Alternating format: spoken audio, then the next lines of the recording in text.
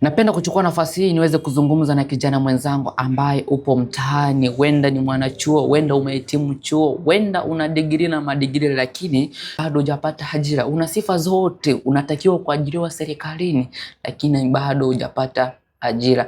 Ukweli ni kwamba serikali yetu ajira ni chache, wahitaji ajira ni wengi. Laiti ingekuwa ni ajira ni nyingi, wahitaji ajira ni wachache, leo hii ungekuwa serikalini kutumikia taifa.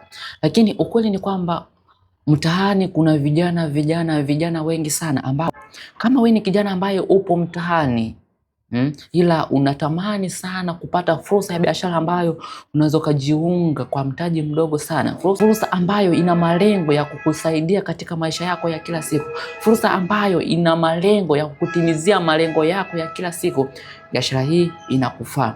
Kama wewe ni kijana ambaye upo mtaani, una sifa zote za kuajiriwa serikalini lakini bado hujapata ajira, ni vema ukanisikiliza kwa makini sana. Kupitia fursa hii, ni biashara ambayo inakufaa sana muda huo ambao unasubiria ajira serikalini, mpaka pale huenda Mungu akakusaidia mpaka pale utakapoweza kupata ajira, basi bado hii biashara bado inakufaa. Ni biashara ambayo unaweza kuanza kwa mtaji mdogo sana bila kuathiri shughuli zako za kawaida. Ni biashara ambayo unaianza kwa mtaji mdogo sana, 200,000 hadi 185,000. Kama una malengo ya kutimiza malengo yako, hii biashara inakufaa. Ni biashara ambayo unaweza ukaanza kwa mtaji mdogo sana. Ni biashara ambayo naweza kukushikilia 1 mpaka 2Z nikakuelekeza ni biashara hii na faida zake ni hizi.